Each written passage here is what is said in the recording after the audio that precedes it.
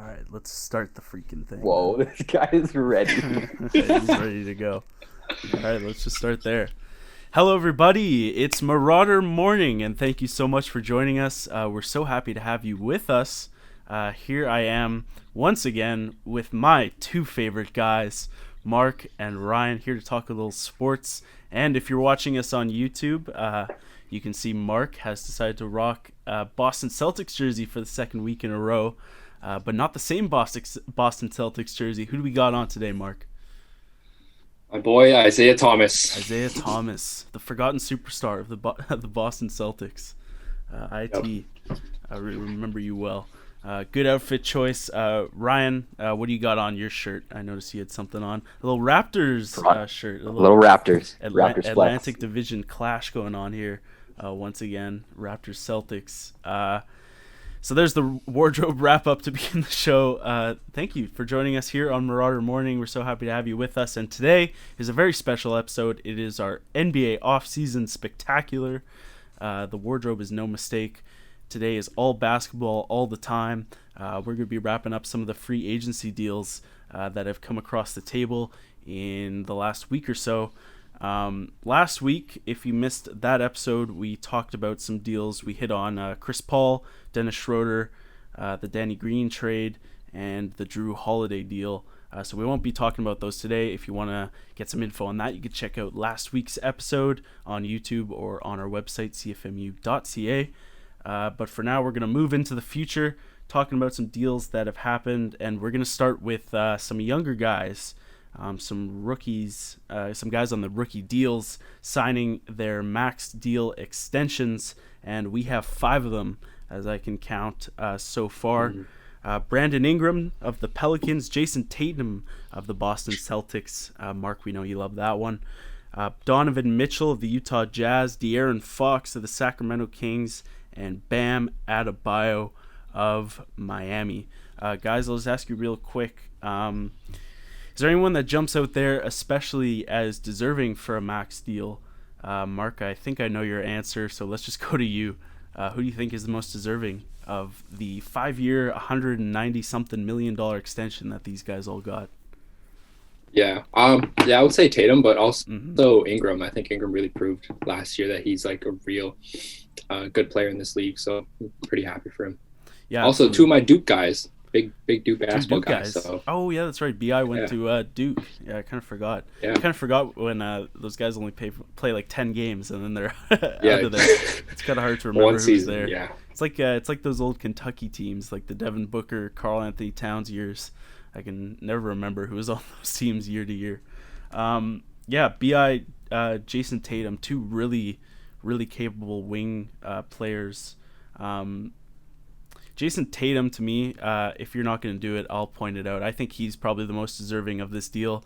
The most established starter, maybe him and Donovan Mitchell, I would probably throw in there as established starters.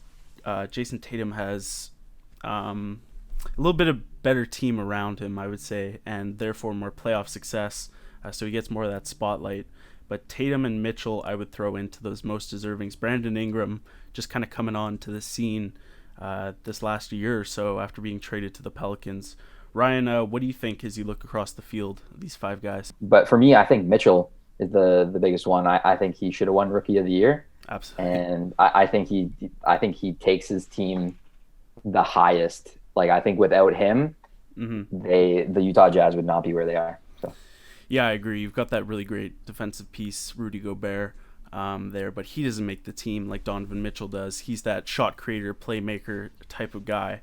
Another playmaker type of guy is De'Aaron Fox, who to me is still kind of a giant question mark 3 or 4 years into his career here, and that's mainly due to the team that he has around him. I'm confident in De'Aaron Fox, but do you guys feel like they should have given him the max extension when there's kind of no hope on the horizon for this team? Mark, I'll go back to you. Yeah, the Kings are a weird team. I mean, they've always been, management has always been questionable. But in terms of De'Aaron Fox, I do think that he deserved to be paid. Like I guess he had a decent year last year, but I only see him like improving and getting better. Like, and I like the pairing of him and Buddy Hield. So yeah, I think it was big for them to keep them both. And if this is, if they had to pay them the max, then I think that's a good thing to keep them both there. Yeah, I agree. He's a really fascinating player. He's kind of a Russell Westbrook type, super hyper athletic, and just not the right pieces around him. They drafted Marvin Bagley a couple of years ago ahead of Luka Doncic, which will forever go down as one of the worst moves ever, I think, because Marvin Bagley has done nothing, and I don't really see anything coming up for him. Buddy Hield is a nice player, like you mentioned. I don't think he's a great player. I would kind of rather him be my third or fourth option rather than my second option. Ryan, what do you think? De'Aaron Fox. Fastest player in the league. Yeah. I think just like what you said, he's such a great player, but the team around him is just so questionable. They drafted what's his name? Who were you guys just talking about? The center? Bagley. Yeah, they just drafted Bagley, and then they signed Hassan Whiteside earlier this week. So yeah, it's just a bunch of like question marks. So it's not a question of whether he's deserving of it. It's like whether the team is being like, they're building a championship team around him. So, yeah. No, and a giant question mark. Yeah, I agree. And maybe this kind of stems for me just wanting to see him on another team. I think, De'Aaron Fox I would kind of like as my second option. I'd like to get him, if you could get him with a player like Tatum or Brandon Ingram, one of those kind of guys who can make shots on their own, Devin Booker, the list goes on and on of those kind of guys. But if you could get De'Aaron Fox in a spot where he doesn't have to create so much offense on his own, and someone else can help defend at that guard position, I think that would be a really special pairing to get him with someone like that. But the Kings don't have that. And especially being in the West. I mean, the West. You've got to build a good team around you. Yeah, the West is so packed right now with talent. You're not going to get anywhere with it. You need 2 or 3 superstars, and De'Aaron Fox can be that superstar. I agree with you guys. But look at the Nuggets. They've got 2 genuine superstars in Jamal Murray, Nikola Jokic, and they can't get anywhere in that conference. So I don't know if that's going to change along the 5-year duration of this contract for De'Aaron Fox. What do you guys think? They let Bogdanovich just walk. Yeah, that's right. Bogdanovich we'll get to a little bit later, but he ran out of town, it sounds like.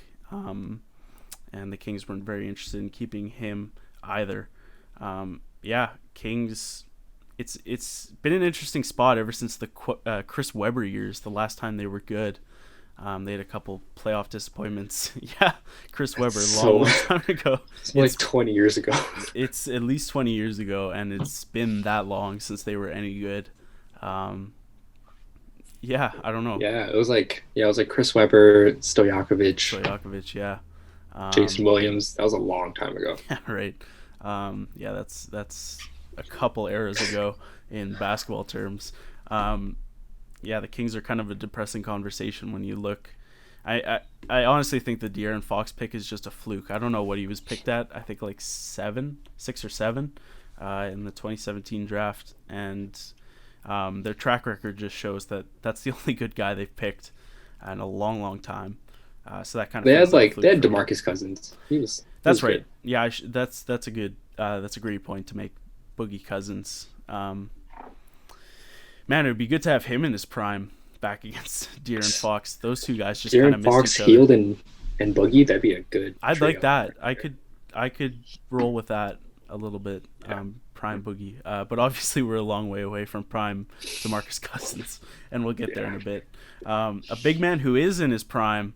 Undoubtedly, Bam Adebayo of the Miami Heat. Kind of maybe an unexpected one as far as the average NBA fan goes. People might not have expected him to get this kind of money.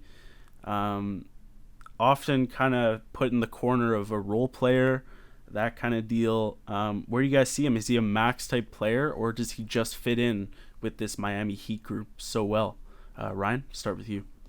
I think he just fits in with the team very well. I think they've established that it's him, Tyler Herro, and Kendrick Nunn as their center young pieces, and then you add Jimmy Butler in there to control everything. And I just think he does his job really well. And Absolutely. Something interesting to say about him is he's a 6'9" center.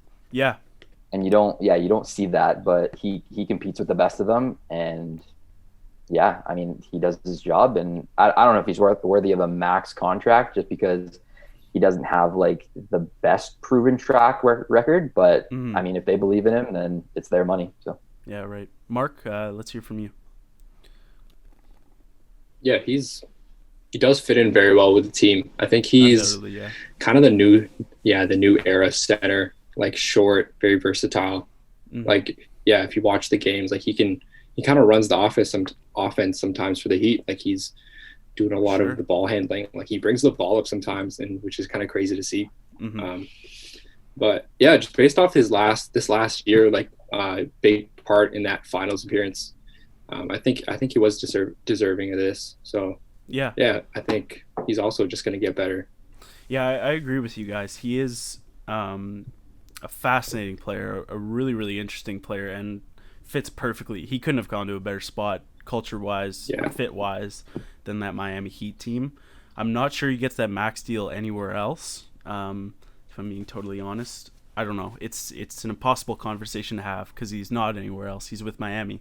But I don't know. You say he's kind of the new age center. For me, I've always been a big fan of how tall can you get your center to be. I want, 7 foot plus at my center position. Bam Adebayo is a rare athletic talent and a rare playmaker, like you mentioned, at the center position.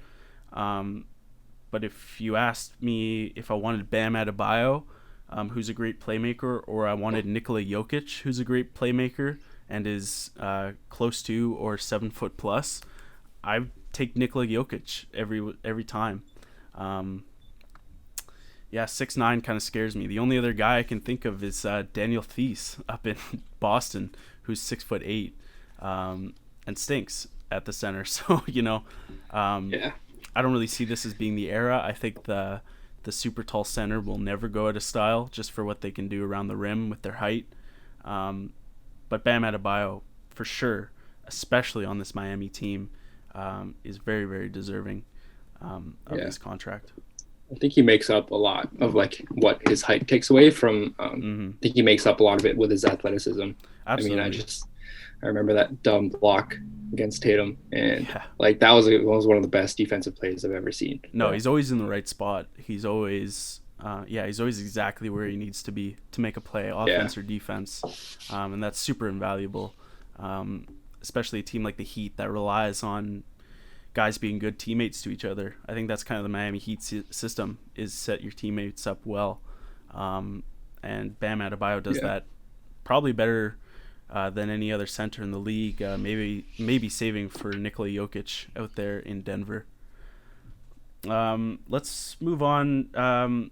Let's come back to Brandon Ingram, actually. We didn't talk too much about him. He's kind of a curious case. He came over in that Anthony Davis trade to the Pelicans, along with Lonzo and a bunch of other guys. How do you guys feel about giving him a max deal with basically 1 year of legitimate production under his belt? The years in Los Angeles are underwhelming, to say the least. He comes out of that draft class where Jason Tatum is an instant starter and instant star. And so people were kind of looking for that, and he wasn't that, but it looks like he is that now. Ryan, what do you think about giving the max deal to a guy with 1 year? I think when he was on the Lakers, you could just see that he was only scratching the surface to his potential. And I mean, you knew that he was going to average like some extreme numbers, but the Lakers weren't the opportunity that he needed. So I liked when he went over to the Pelicans, but I do think they're riding a lot of giving him the contract on just one season. Yeah. I think maybe they could have done a bridge deal, but I Mhm. guess they expect that with the team around him and the success he had last year that he's going to continue that. So I like it though. Like I like Ingram he's only 23. He averaged 24 points last year. For sure. So yeah, like I hope he can keep it up, but obviously if he can't, then the contract's going to come to bite them. So. Mm-hmm. Yeah, no, I would agree with you. Basketball's kind of tough. Other sports you have, I think of in football, you have the franchise tag, where you can just slap a 1-year contract on a guy and see how it goes. But in basketball, when a good young player comes up for their max deal extension, they're going to ask for the max deal extension, and they're not going to want anything less than that. But again, I don't really see him as a number one guy. I think out of these 5 guys, it's Tatum, Mitchell are my guaranteed number one guys. Brandon Ingram has certainly the possibility to be that, but I don't know how I feel about that right now. Mark, can you convince me one way or the other? I don't know. Like, I mean, most improved player from last year. Right. It's big. And I think the only thing is that he has to prove that he can win and that he can lead a team to win. Mm-hmm. So, I mean, the Pelicans have a decent team. I mean, like Lonzo, Ingram, mm-hmm. Zion. I don't know who else. So it's a very young team. But yeah, I don't know who else they would pay. I mean, it's Ingram or Zion who, they should focus on keeping in New Orleans. So yeah. No, I think they probably looked out at the free agent field this year and saw that Jay Crowder was going to be the best small forward available, and they said, okay, we better keep this guy, And for them, if this doesn't work out,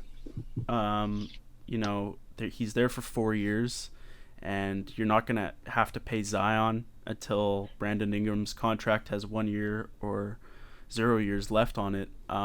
So that's not going to overlap. So you don't really have to worry about that. And then, who else do you pay? Lonzo's not going to command that kind of money. I would keep Lonzo unless he asks for something stupid. But, I think he's going to get a nice mid-level contract. And then, everyone else is not going to command that kind of money. So, why not? You've got a guy who's a potential superstar and sure looked like it last year. So why not? I had him on my fantasy team. He was did you? balling. He was going crazy, yeah. Yeah. I've never played fantasy basketball. Oh, yeah. I drafted De'Aaron Fox, Brandon Ingram, and Tatum. I had them all on my team. Boy. That lines up nicely. And I traded Fox. Okay. I traded Fox because he kept getting injured. So that's also a downside to Fox, his play style. That's true. Yeah, that's a good thing to hit on. Maybe we'll come back to fantasy basketball in a minute. I kind of mentioned Russell Westbrook maybe as a mold for De'Aaron Fox. Russell Westbrook broke down fast. Once the injuries started coming, it went down a hill for him. De'Aaron Fox has started getting injured a lot earlier than Russell Westbrook did in his career, and plays with the same kind of physical, he leans on his physical ability. So it's an important thing to bring up. Like a Derrick Rose type of thing? Yeah. Absolutely. Yeah, Derrick Rose. Derrick Rose, no injury concerns all through college or anything, shows up, bust that knee, and it's over, right? So, De'Aaron Fox has had nothing that serious, but it's those, little ankle injury here and a hamstring here, and you just wonder if you can hold up to years and years. I don't think that play style is sustainable for an 82-game season. No. Like, you can do that in college, you can get away with it, but once you're playing against tough competition every night, big guys, that's so dangerous. It's a great point to make because when you're playing at De'Aaron Fox went to Kentucky, right? He went to Kentucky, and when you're running down the lane in Kentucky, you're gonna slip right past everyone. But when you do that in the NBA, eventually someone like Dwight Howard's gonna stand right in front of you, and you're gonna hit a wall. And you're gonna hit it hard, and you're probably gonna get hurt. I don't know. Brandon Ingram and De'Aaron Fox would be the 2 biggest questions on here for me. And then Jason Tatum, Donovan Mitchell would be the 2 ones I feel at least 95% about. You can never be 100% on these deals, but those ones I feel pretty close to 100% about. Do you guys agree with that? Yep. Yeah.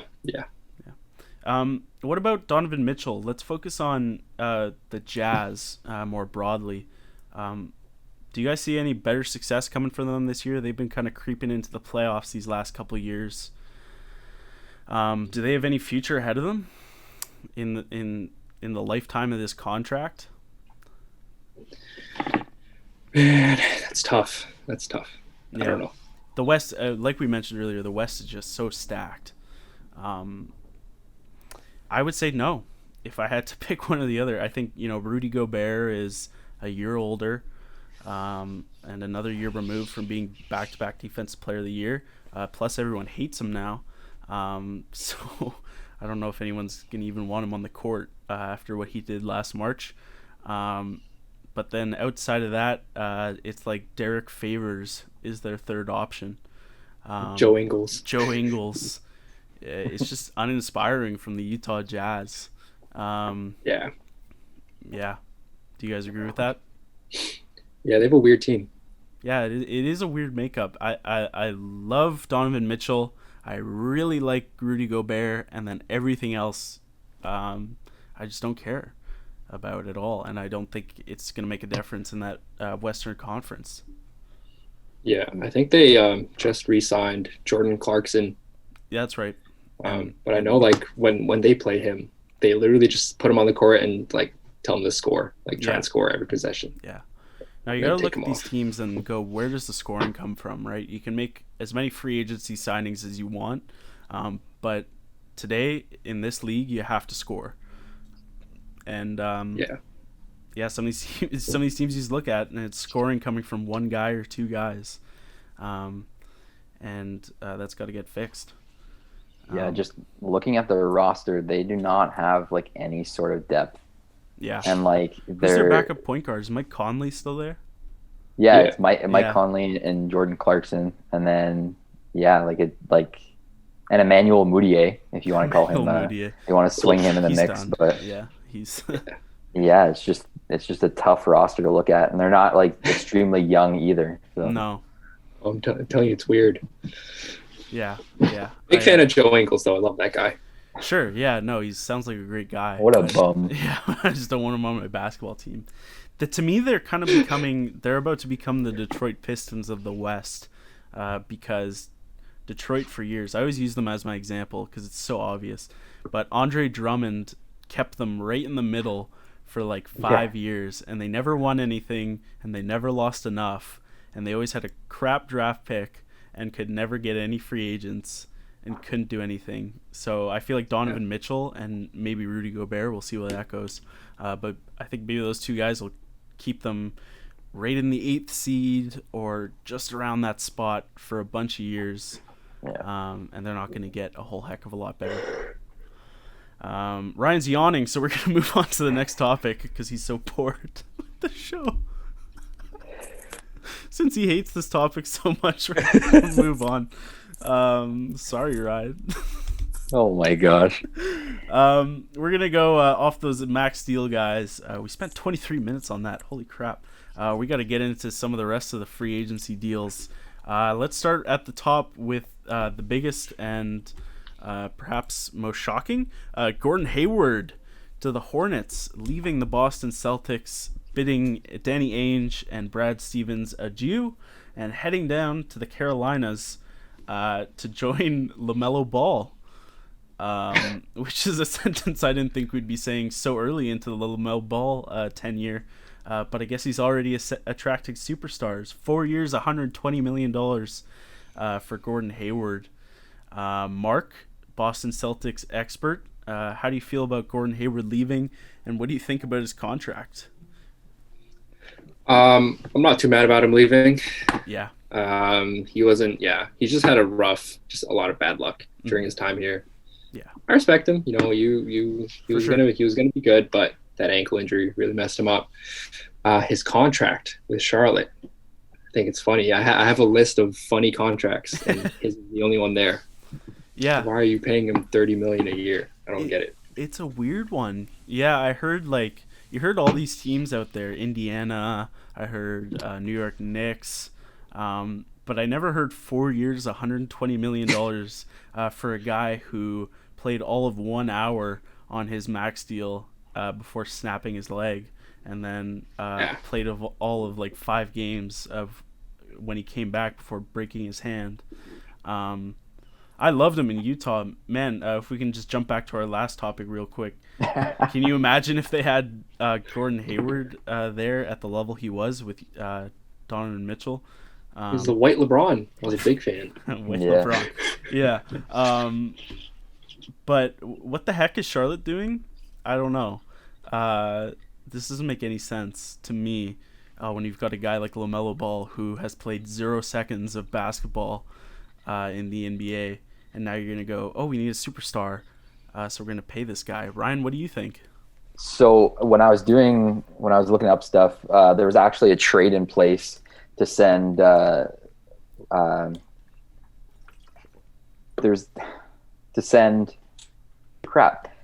send Hayward and Hayward and someone else to Indiana for Miles Turner and McDermott. Okay. But Danny Ainge didn't like the results that he was getting back. So he said swap McDermott for either TJ Warren, scoring machine, or Oladipo, just because Oladipo was said not to want to be there. Mm-hmm. And the Pacers were kind of like, whoa, okay, you're getting greedy. Like, no, thank you. And that's why he ended up going to Charlotte. So. Yeah, I wouldn't give up a guy like TJ Warren straight up for Gordon Hayward. A guy with any sort of potential I wouldn't give up for Gordon Hayward. I think we all agree that we just don't know what the heck happened here. But good for Gordon Hayward, $120 million in the bank. Taxes are low down there in the Carolinas, so have a good time, Gordon. Hope you enjoy playing with LaMelo Ball. Good luck. Let's go on to our next one then. Goran Dragic is returning to the Heat on a 2-year, $37.4 million deal over 2 years for Goran Dragic. Came off the bench a lot last year for the Heat. Was really the spark for that second unit, I felt like. Do you think this was too pricey of a deal to bring him back, or is this worth it for a guy who adds a lot of leadership and bench scoring for your team? Worth it. Worth it? Yeah, I'm a big fan. He's a beast. Yeah. Especially when he played on his injury, I'm like, yo, like I respect you so much. Tough as nails. I mean, played through. He had a foot injury. Is that right? Yeah. Yeah, plantar fasciitis, I believe, which just sucks. It's one of those injuries that you feel always, especially when you're playing basketball. So for him to play through that is a real testament to the guy. I saw him play years ago in Phoenix, and I fell in love with his game.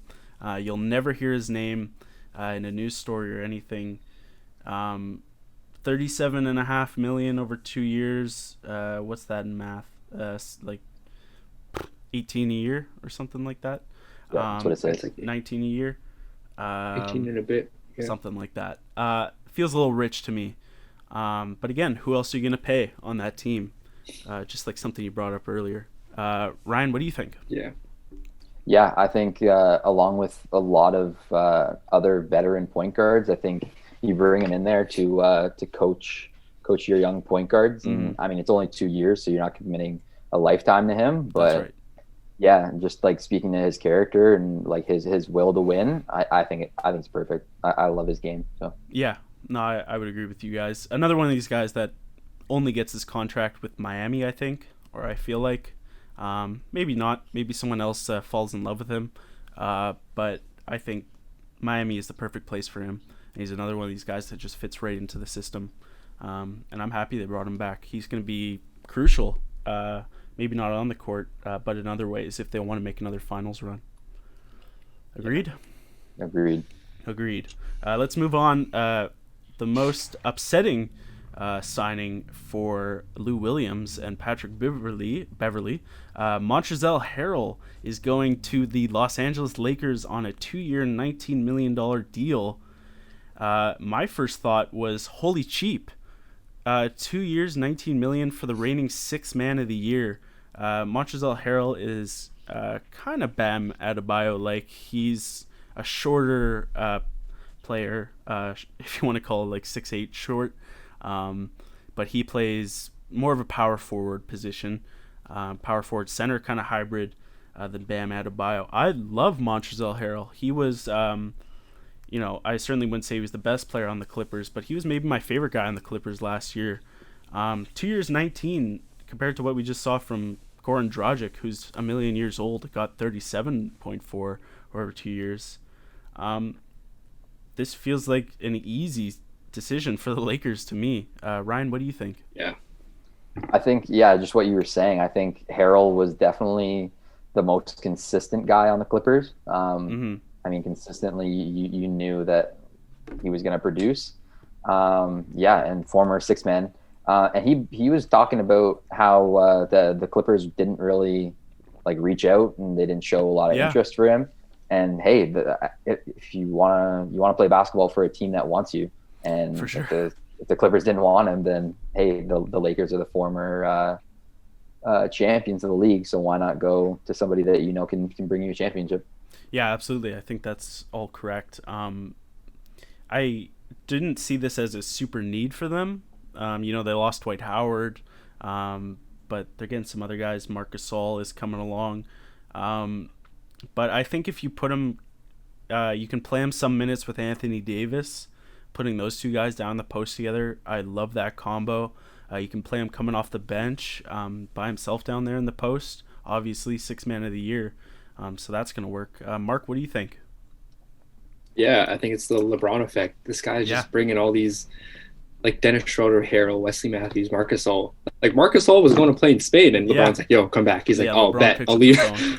I'll leave my family." So that's a crazy pickup. He's such a beast. So it's gonna be wild. It's a good point to make. We've seen this all along LeBron James's career. He's a gravitational pull to these veteran guys who want a ring and will come there for a little cheaper maybe. The list of guys that have played with LeBron is endless. George Hill, Matthew Dellavedova, all these kind of random guys, or you could call them random, and show up with LeBron and they turn into a really good team. But Montrezl Harrell might be the best of all those guys. The list of those LeBron role players. He's a legit guy. He's pretty young. I don't know how old he is exactly. He's 26. That's 26. What I was just going to say. Yeah, good call. Yeah, this move, it works for their future and their now. Yeah. So that's another reason why I like the move. Yeah, great reason. Yeah, if it comes, let's say at the end of this 2-year deal, let's say LeBron retires after 2 years, 2 more years, 2 more rings, and he retires. Anthony Davis, Montrezl Harrell, I can roll with that going forward.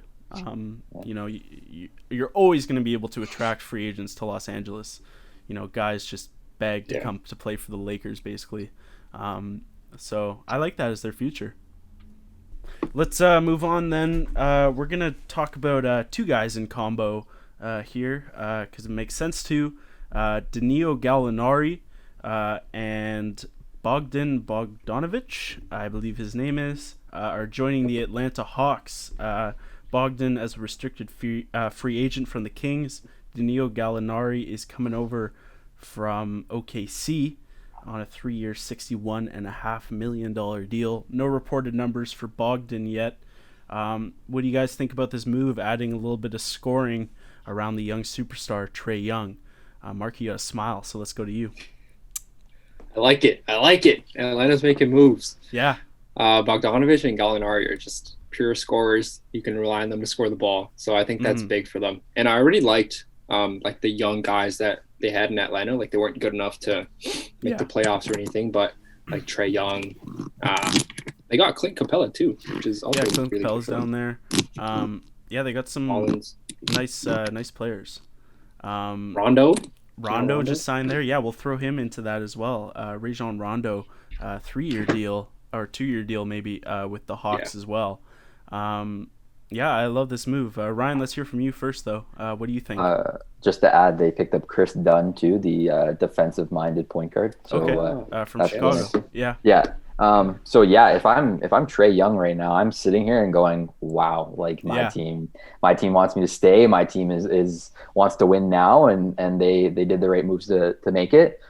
Yeah, like Mark was saying, Bogdanovich and Gallinari are proven scorers. And yeah, you add Rondo in there, and even if Rondo doesn't play well, I think he can teach Trae Young like a lot about the game, sure. a lot about like a basketball IQ, and Trae Young can just pick his brain and learn so much from a guy that's proven he's a winner, especially on defense. I think. Yeah, just to cut in, because Trae sucks at defense right now. He can't play it, and Rondo has always been a really great defensive point guard. Sorry to jump in. Keep going, Ryan. Yeah, no, I hit on basically everything, but I like them. I like their moves. I agree with you. I love adding scorers around Trae Young. He's a great scorer himself, but like we said, you need to distribute it around a little bit more. And finally, a team is making a real effort to keep their young superstar for the future. They're building around him. They're doing it right. What I really like about these, the two guys, Gallinari and Bogdan especially, is they're not ball dominant. Trae Young is going to handle the ball on every play. That's fine. That's great. I'm totally happy with that. So you add some guys around him that don't need the ball a lot, can play off ball just fine, play good defense, and can be versatile scorers around Trae Young. I love it. Yep. And their jerseys are sick. Yes. New Hawks jerseys. Finally, they got they're so fire. The neon green out of those. Man, those are ugly. Those neon green. Ugh, no. But I love going back to the classic look. I think every team in sports that goes back to their classic look, you just can't go wrong. Like the Browns did it this year, the Cleveland Browns, the Hawks going back. You just can't go wrong with it. I love it. Ryan, do you have thoughts on the Hawks New Jerseys? Yeah, no, I think the Hawks New Jerseys are fire.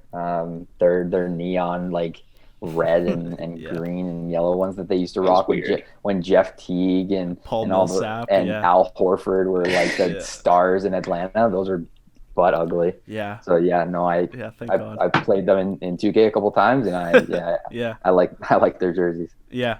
A rebrand doesn't hurt, and some new guys to come along with it. So the Hawks are looking up. Let's keep moving. A guy that for me is the under the radar signing of the year, and I got convinced of this after watching a video on the Ringers YouTube page. Guy Kevin O'Connor, who is their head NBA guy, made a video about Christian Wood that convinced me he is the next up and coming guy in the league. I am fully bought in with Christian Wood. He goes to the Houston Rockets on a 3-year, $41 million deal. He'll join DeMarcus Cousins in that front court, who comes along on a 1-year deal with no numbers reported that I could find yet, but probably a pretty cheap deal for him. Do you guys have a feel for Christian Wood, and what do you think of this contract? Yeah, no. Can I take a quick second to look him up? Yeah, I want Duncan to sell him to me because I've been seeing a lot of YouTube videos about him, and I haven't clicked on one yet. So. No, let me sell you Christian Wood. Comes from the Detroit Pistons. Yep. Maybe I'll just admit it that the Detroit Pistons are my most hated NBA team because I seem to talk about them a lot. It feels you don't like them. No, but he was lost in the swamp of the Detroit Pistons for the last couple of years. He's young, man. He's 25 years old. He's a power forward player, 6'10", built like a rock, and he's a stretch four, which you need in this league today. He's the best stretch four available on the market this year for me. He can shoot. He can play inside. He's kind of a throwback player, big, tough, physical, but still does those new age things. He doesn't do them as well as Anthony Davis or some of those other guys, but just adding a good, solid third option to your team, I think Christian Wood is that guy. And I would love to have him on any NBA roster. I think he fits in anywhere right now, but he's going to get a chance to start with the Houston Rockets. And I think he's going to be the guy that comes on the scene this year, and we're going to go, whoa, where was Christian Wood for the last 4 years? He was in Detroit, getting lost. How many years has he been in the league? He's been, I believe, he was in Detroit for 4 years. 4 years. Maybe if you guys are looking him up, you can tell me that. But yeah, he was with the New Orleans Pelicans last year, or like 2 years ago. 2 years ago. Okay, yeah. So I have it wrong. But yeah, he's been. Let's get this right. He was with the Pelicans 2 years ago, the Bucks 3 years ago. He was an undrafted guy in 2015. So he's been around for a while. Started with the Sixers back in 2015. Bounced around some G League teams. But he's going to Houston now. He's developed really nicely over the last couple of years. And I see him being a big component for this Houston Rockets team. Did I sell Christian Wood to you guys well enough?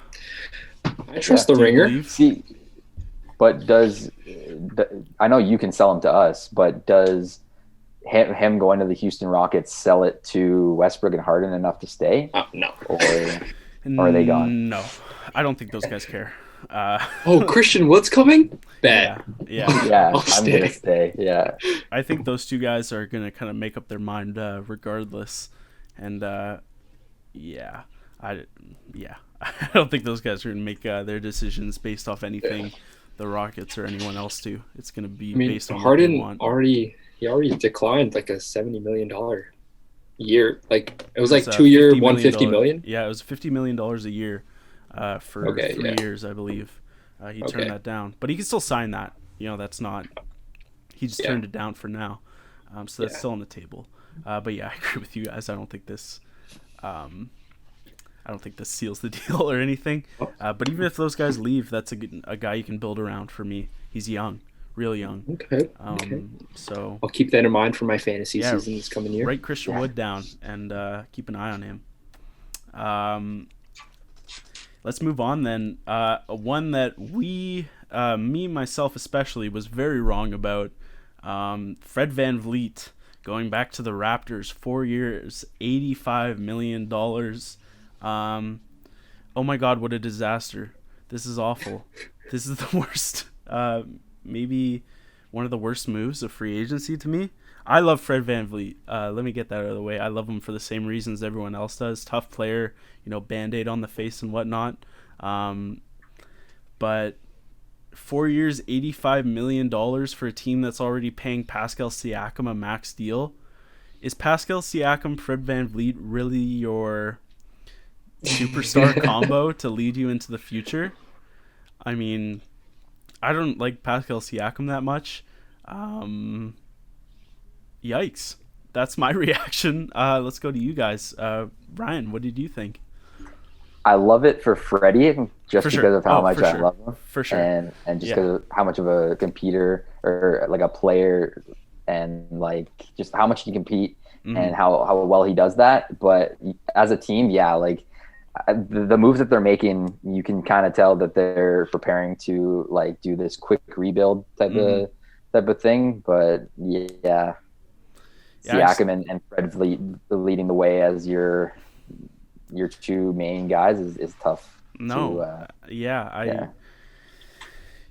wish I could put, if you could put Fred VanVleet's will into Pascal Siakam's body, you might have the best player in the NBA. But as two separate players, I just don't get it. I don't think they're going to be able to rebuild in a couple of years if they need to.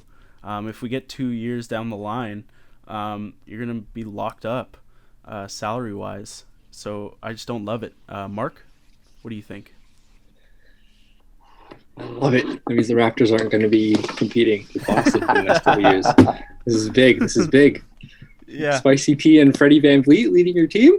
Yeah, they're going to sell a lot of jerseys and stuff. But not kind of the same thing Ryan said. Good for Fred, but I'm not sold. No, he's not that good. No. Yeah, because they lost Gasol and then they lost Ibaka and I mean, who knows if Lowry's like done in a couple of years. Yeah, Lowry's gone after next year. Who else do you have? And then that guy on the team that made rookie third team, is like tied up into legal charges. So that was tough to watch. What's his face? Yeah, I remember him. So, but Ferguson, Terrence Davis. No, Terrence Davis. Terrence Davis. Third. Yeah, probably not coming back. So yeah, probably not. Yeah, he was good too. Yeah, don't love it. I would give a thumbs down. But like Ryan said, love it for Fred VanVleet. I hope he gets all the money. Bet on yourself. Yeah, bet on yourself for sure. He did, and he got paid, so no disrespect to him. But for like Masai Ujiri, what are you doing, man? You're supposed to be like the big genius up in Toronto, and you're just handing out fat contracts left and right.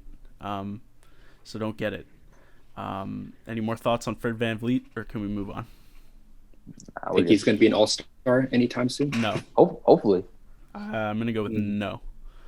In the East, no. All right, let's move on then. Let's do a happy one, a real quick one. Carmelo Anthony is back in the NBA. I'm stoked. He's going back to the Portland Trail Blazers. Let's go real quick on this one. I love Carmelo. I love the Blazers. I love it. Thoughts? Yeah, I think the Trailblazers made some good moves. They re-signed a lot of key guys, and I love Carmelo Anthony. When he was not playing, I was heartbroken. So to see him back in the league, it was so sad to see him out of the NBA. And like, yeah, I mean, as a personnel like decision, it's like whatever. But just having Carmelo Anthony back in the NBA, it's like okay, everything's good, everything's all right. Carmelo's in the NBA. Mark. Yeah, I picked him up on my fantasy team last year, and everyone was skeptical. But I'm like, yo, it's Carmelo Anthony. Like, he can score. He's still going to be able to score and get rebounds. Yeah. So yeah, I have a question. Who comes to mind when I say Melo? Carmelo Anthony. Yeah. Don't even say the other name. Just checking. Just checking. All these young guys are like, Melo? Oh, you mean Melo Ball? Oh God, and that kid is on Instagram as @Mello, and I was like, no. Yeah. No, Carmelo is Mello. Good, yeah. Not LaMelo. Hall of Fame player? Yes. Carmelo? Yeah. Yeah, I think so. There we go. As a scorer, generational, for sure. Yep. Got stuck. They thought Allen Iverson, Carmelo was going to work. I don't know why. Yeah, and then in Denver. And then he got stuck with the Knicks. Yeah. So that I would call that a big fat not his fault on not winning an NBA championship. Yeah. He's got one of the nicest shooting forms I've ever seen. He's a beautiful shooter. Yeah, no, he's one of the all-time great scorers, and he'll never get enough credit for it. But I'm just happy he's still suiting up. Portland. Yeah. Let's talk about Joe Harris. I love Joe Harris with the Brooklyn Nets. They've got so much noise going on around that team, of which superstars are going to be coming in and out, but you still need to put 5 guys on the court. So Joe Harris, a sneaky good signing for me. 4 years, $75 million. Pretty good, mid-level contract. He gets what he's worth. I don't think it's not too pricey for me. I don't know where they're finding salary cap up in Brooklyn with what they're paying DeAndre Jordan, Kevin Durant, and who's the other guy? Kyrie Irving. And they still sound like they want to pay James Harden. So I don't know what salary cap rules they're playing by, but they're not the regular ones. Do you guys have a feel for Joe Harris? I love Joe Harris, former 3-point champion. Yeah. And he's 29, but he's that Kyle Korver type guy where you know what you're getting out of him. Mm-hmm. You know this guy is going to get open and he's going to shoot threes and he's going to knock them down. And like you were saying, like he's not tied up to anything too expensive. And just going off of what I researched, he didn't want to be on any other team. Like he was committed to the Nets and the type of team they're building. So yeah, I love it. Yeah, maybe the first mark of validation for the Steve Nash, Mark D'Antoni, Amari Stoudemire Nets. When James Harden wants to come play, I wouldn't say it's an indication of your team chemistry. But having a guy like Joe Harris, who from all accounts seems like a pretty good guy, wanting to come back, being committed to come back to your team, I think is a great move for them and a great indication of the culture they're building. And yeah, Ryan, you make a good point. Bring up a good example with a guy like Kyle Korver and Carmelo, who we just talked about, is another good example. These guys who are solid jump shooters never lose that. I mean, you never lose your jump shot unless you have a bad injury to your lower half. I don't think you ever lose that jump shot. And guys like Kyle Korver and Melo stick around till they're like 40 years old and can keep contributing to a team. So yeah, I don't mind him being 29 years old. I don't think you're looking for any athletic wows from Joe Harris. Mark, what do you think of Joe Harris? Yeah, I'm glad he stayed in Brooklyn. He would have got paid if he went somewhere else. I know a lot of teams need a guy like that. For sure. He's a proven shooter. So yeah, good on Brooklyn. Right on. It'll be good for them. Yeah, I don't think too much else to say there, and we're kind of running out of time. I noticed, I don't know who put this down on our Google Doc, but someone put Aaron Baines, 2 years, $14 million deal. Someone put up their hand and talked about it's definitely Aaron Ryan. Baines. Yeah, Ryan. I was just talking about that. I was sad to see him leave the Suns. Yeah. Kind of a weird pickup by Toronto, just because of the whole rebuilding thing. But I mean, maybe they're gonna go towards a more mobile team, and who knows, it might work. So there you go. And Baines at a cheap contract is 2 for 14. nothing That's too great. serious. Well, good job, Ryan. Way to end on a positive note for the Toronto Raptors. I'm sure all the Raptors fans listening appreciate you putting a little positive spin on it. Aaron Baines going to the Raptors, 2 years, $14 million. And we're kind of running out of time, so let's get to our draft of the week. And boys, we're talking about the teams that got better in free agency. We're going to pick the teams, tell you why they got better. I don't know how many rounds we'll do. Let's just start and see how it goes. Mark, you get the first pick. Ryan, you can go second, and I'll go third. Mark, start us off. Who got the better in free agency? The LA Lakers. Good pick. Man, Dennis Schroeder, Montrezl Harrell, Wesley Matthews, Marc Gasol. No idea how they got these guys. Those are great additions to a championship team already. So yeah, they got way better. Yeah, I agree. It's the perfect LeBron team, right? You just add as many proven veteran players you can, and LeBron will elevate them into a championship team. Ryan, what do you think of the Lakers additions? Yeah, I didn't think the Lakers were going to do it, and they added some significant pieces. I hope that it works out just because of like them replacing all the guys that left. I think the replacements are better, but just because they're better doesn't mean that the chemistry is going to be there. So yeah, great point. I guess we'll just see. Yeah. And then give us who you thought was the best team in free agency this year, Ryan. As much as I want to say the Atlanta Hawks, I got to stick with the Suns just because I believe in them more. I think Chris Paul, Jay Crowder, and then the proven guys that are already on the team, I think those are huge additions to what they got going on. And then they add some depth pieces in Etuan Moore and Langston Galloway. Don't forget Dario Saric. Yeah, and they re-signed Saric. Yeah. So yeah, I'm so excited to watch them next year. Yeah. And I think they definitely improved the most. Yeah, that might be the team that I'm getting most excited about this offseason.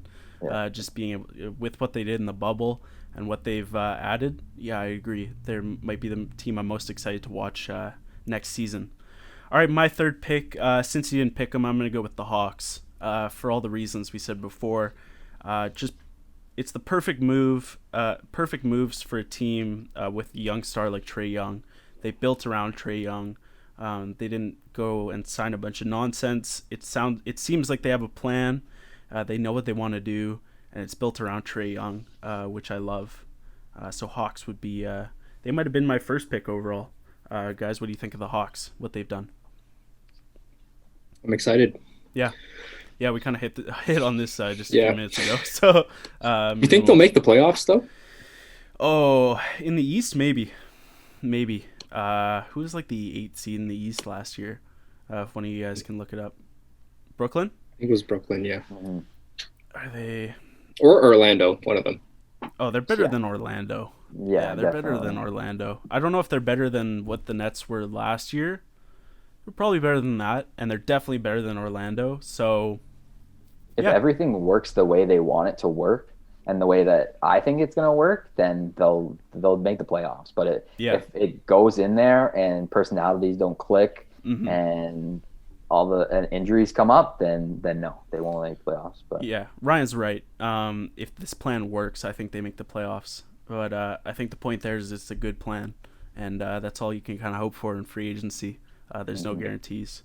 Mark, round number 2, give it to us. Okay. I only had 4 teams down, and we already went over 3 of them. So my last team is the Bucks. The Bucks. All right.